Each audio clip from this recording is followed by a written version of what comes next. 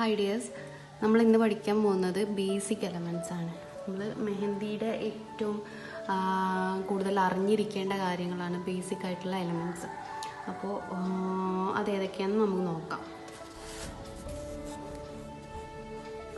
First വരുന്നത് lines ആണ്.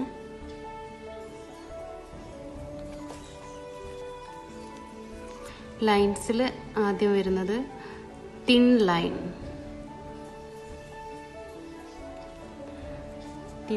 Thin line എങ്ങനെയാണ് വരയ്ക്കുന്നതെന്ന് നോക്കാം. നമ്മൾ കോമൺ ആയിട്ട് വരയ്ക്കാം.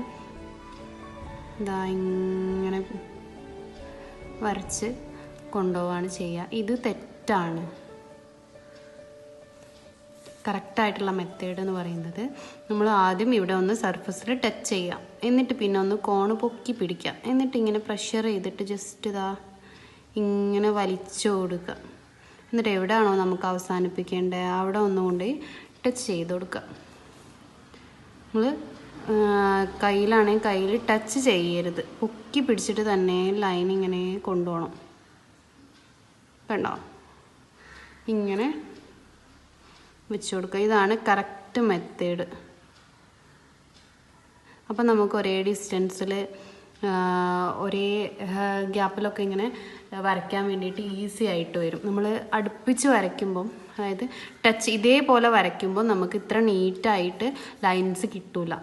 ഏറ്റവും നീറ്റായിട്ട് കിട്ടുക ഈ ഒരു രീതിയിൽ ചെയ്താൽ. അപ്പോൾ എല്ലാവരും ഇങ്ങനെ തന്നെ പ്രാക്ടീസ് ചെയ്തിട്ട് പഠിക്കാം.